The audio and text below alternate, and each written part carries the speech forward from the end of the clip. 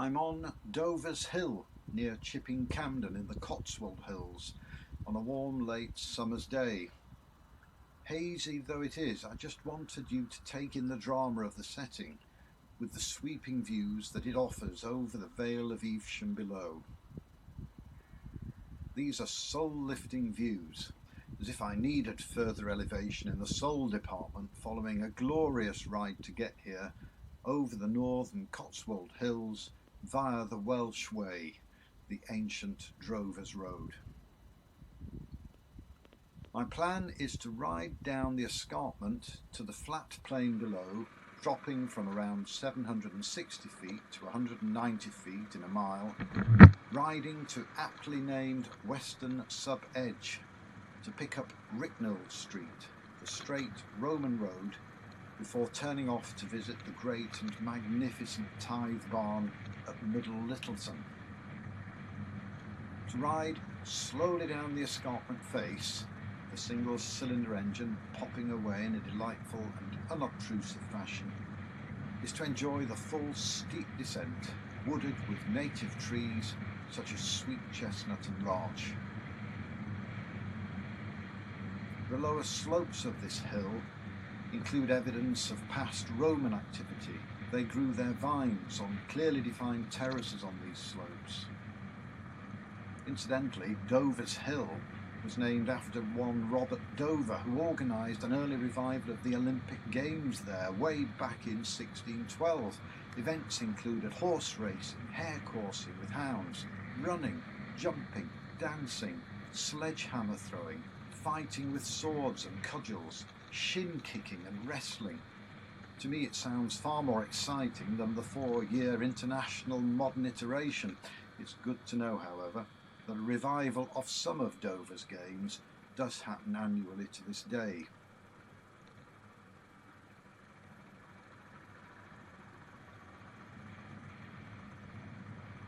Here's Weston sub-edge, heralded by the speed limit, but also by the square tower of its church. There it is, as the gradient begins to gradually lessen to nothing.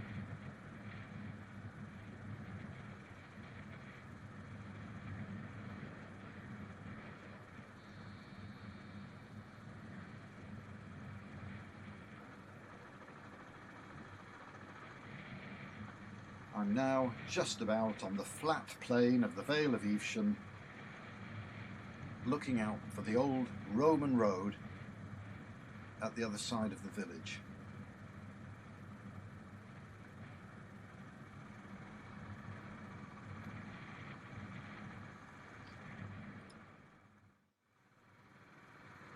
And here I am at the other side of the village.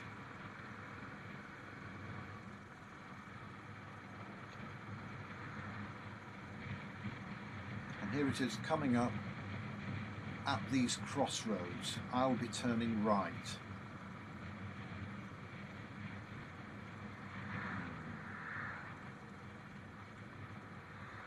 So here it is. I'm joining the old Roman road known as Ryknild Street, riding in a northerly direction. The full extent of this road stretches from Bourton-on-the-Water in the Cotswolds to Templeborough, now a suburb of Rotherham in Yorkshire. You'll already notice how straight the road is, the true hallmark of Roman roads everywhere. Still on the Roman road, this is the village of Honeybourne.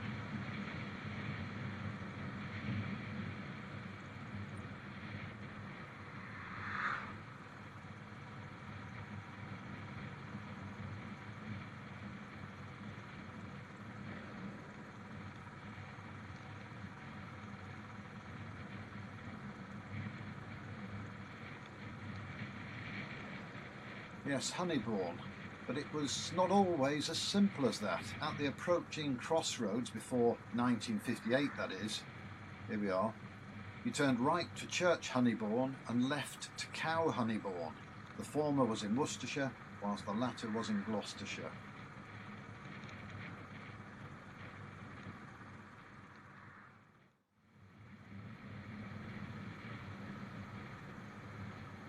turn left, signed ahead for the Littletons. So, at this point I leave the Roman road to join a country lane.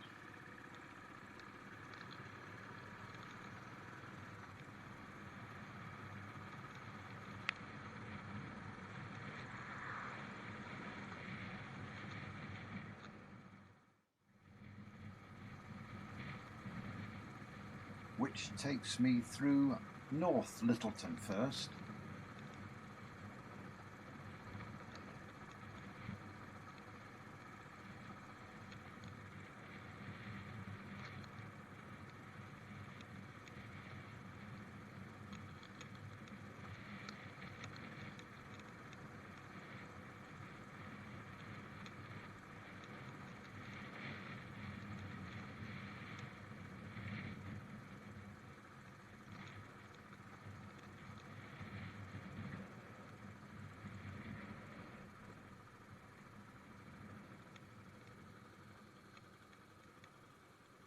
I'll pull up here just to check the map to make sure I'm on the right course for Middle Littleton.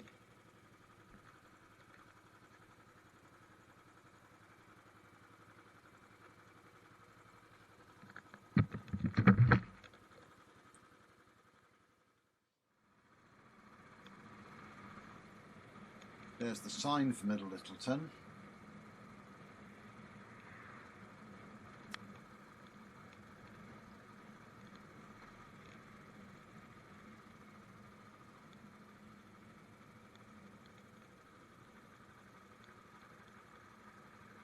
That's the entrance to the church on the right, so the turning for the Tithe barn must just be around this corner.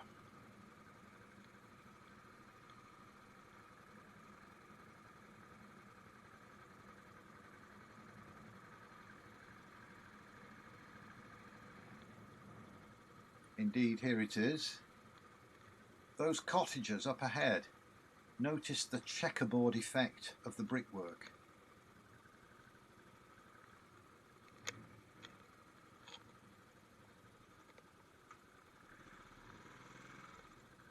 Now for a rather bumpy little lane.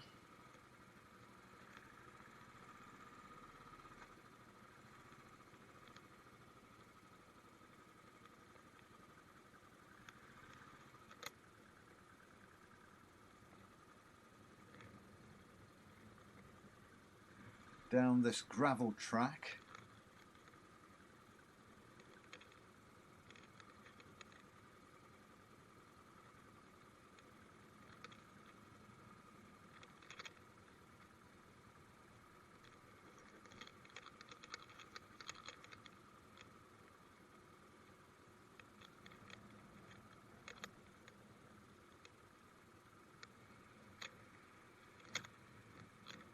And into an old farmyard.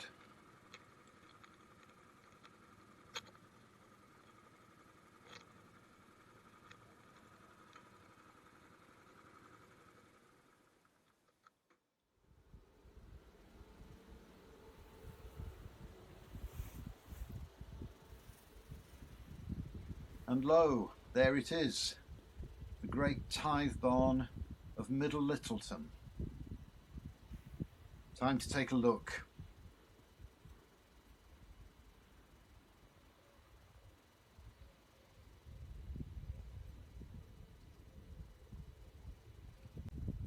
The tithe barn was used for storing tithes, 1/10 of a farm's produce, which was given to the church. And there's the church clock right on cue. I've read that dendrochronology, that's checking the rings in the woodwork, has revealed that the barn dates to the middle of the 13th century. There's an apt warning, one match, and the whole place would go up in minutes. However, the experience of actually being here reduces the facts to what they are, mere marks on a page. If you want to know mere facts about the barn, look them up online. We can all be experts. but to make a pilgrimage to the barn and stand under its oaken beams is really quite awe-inspiring. The sunlight diffuses through the gaps in the walls and doors and creates a magical and atmospheric effect, especially when captured by camera. I was alone in the midst of this vast space, like a pothole suddenly pushing into a cathedral-like cavern previously undiscovered. But of course, mere stones and buildings don't make history. It is the people that have used this barn that make the real history. The labourers, farmers, yeomen and others down the centuries who have goaded their oxen into pulling heavily laden carts through the great yawning door of this mega storehouse, carts full of the fruits of the Vale of Evesham, generation after generation, through times of plenty and famine. They passed through here until the cycle of the seasons eventually stopped turning for a peasantry now gone. And the giant oaken doors closed and remained closed.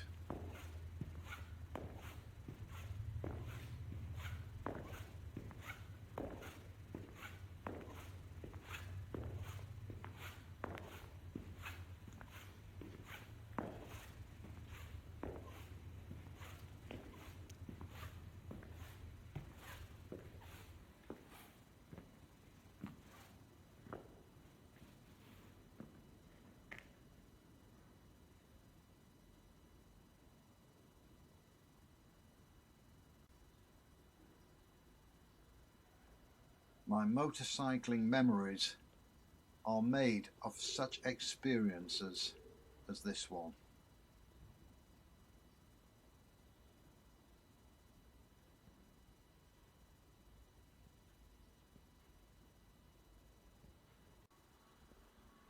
Upon leaving the barn, I found that another vagabond of the road had, quite by chance, pulled in to take a look at this medieval wonder of wood and stone.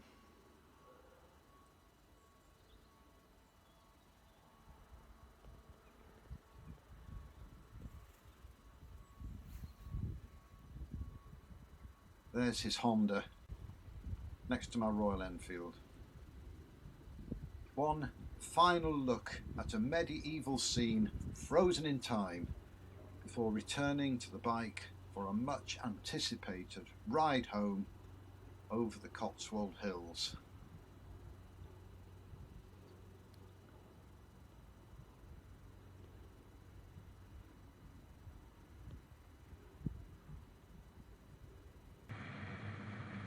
YouTube is my store of motorcycling memories. If you would like to share with me the places discovered whilst out on the road, I would welcome your company. Please subscribe and click on the notification bell. I'll let you know when I'm next out and about. For now, I'm done.